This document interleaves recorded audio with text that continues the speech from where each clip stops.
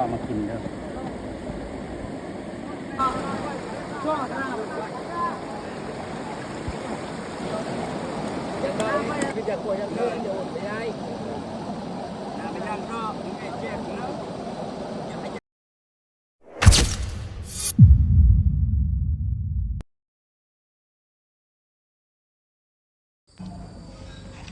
สบายดีเบิร์ดสุขุสุธานเด้อพี่น้องเด้อที่เข้ามาเบิ่งมาชมคลิปวิดีโอนี้มากินซินงัวพี่น้องมินิพาพี่น้องไปเบิ่งกันลงงัวพี่น้องสรุปผลงานจากการเฮ็ดครัวข้ามน้ำแห่งนี้พี่น้องของผู้ใหญ่บ้านนะพี่น้องนะครัวจมแห่งนี้ครัวข้ามน้ำแห่งนี้แม่นสร้างโดยเฮือแห้งของ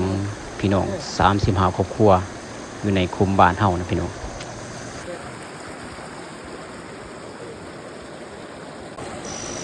ทางด้านลุมทางตีนของครัวนี่พวกเขาจะกองหินแล้วก็อ้อมด้วยทนางนะพี่น้องหินนี่เป็นพวกเขาได้คนมาจากบนอื่นบนไก่พี่น้องต้องใส่พาหนะรถลากใช้เวลาในการคนมากองหลายวันเติบไปพี่น้อง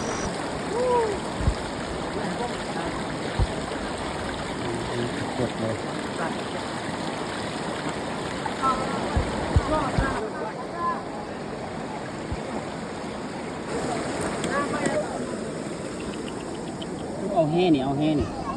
ด้วยกินข้าวคาบเลือดของงัวนะที่มันไหลลงสู่น้ำเห็นได้ปลามันมาตอมมากินปลาน้อยหลายเลยหลายเทหลายวาพี่น้อย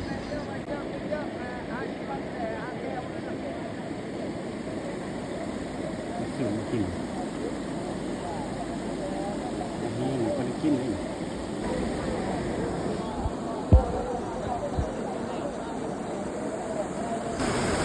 โอจมแห่งนี้ถึงใช้เวลาในการสร้างประมาณเกือบเดือนพี่น้อยเกือบเดือนนี่แหละ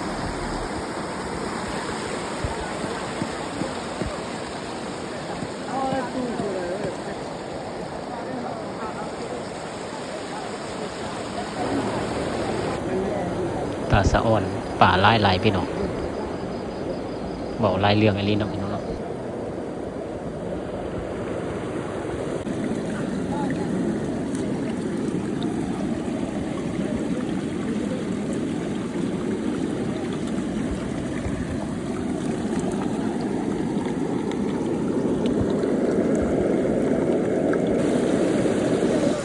ภายใต้ทุนของนักธุรกิจคนเวียดนามพี่น้องแลกกับค่าสัมปทานของทรายนะพี่น้องนะคนได้สัมปทานทรายแล้วก็ให้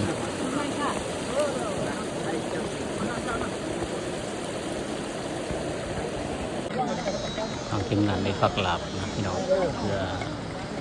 ให้ผู้ใหญ่บ้านเพิ่นมาถวายเจ้านำเจ้าเขานะพี่น้องนะตัวนี้คือหลาบที่เพิ่นมอบให้ผู้ใหญ่บ้านเพิ่นผู้จัดการตอนนี้ทางผู้ใหญ่บ้านเพิ่นได้ถวายเจ้าทินเจ้าทานเจ้านางเจ้าเขาอะไรพี่น้องตามในพี่นี้ตามความเชื่อถือของศาสนาของชนเผ่าพี่น้อง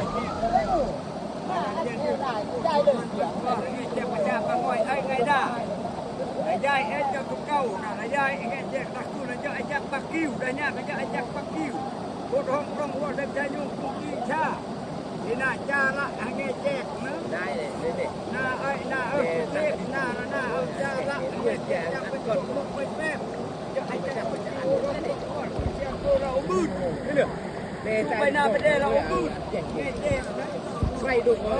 ก็น่าละจ้าเราทุกท่าให้แง่แจก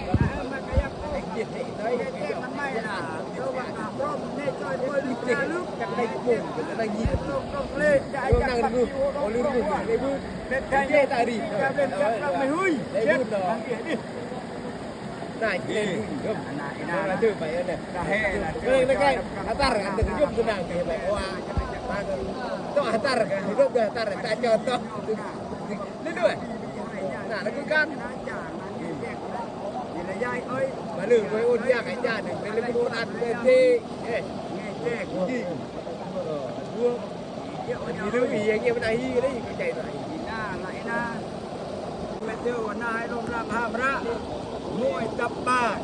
นี่นะเคยช่วยดูโม่ใครโลบลาบเดี๋ยวบอกมาใจกันเนาะว่าดามโมโยโลบลาบเฮ้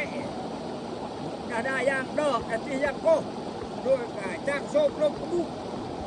vợ viên na viên rẻ đục ấy lốp làm hê đục lấy lốp đi cho na nhẹ nhẹ máy dạy chắc một view là nào thì mày cho ý tại chơi có mày lực là nào lốp mày nè tôi lốp con ly mày hun cây lốp mà để cuồng hê nè na ơi mày nghe chê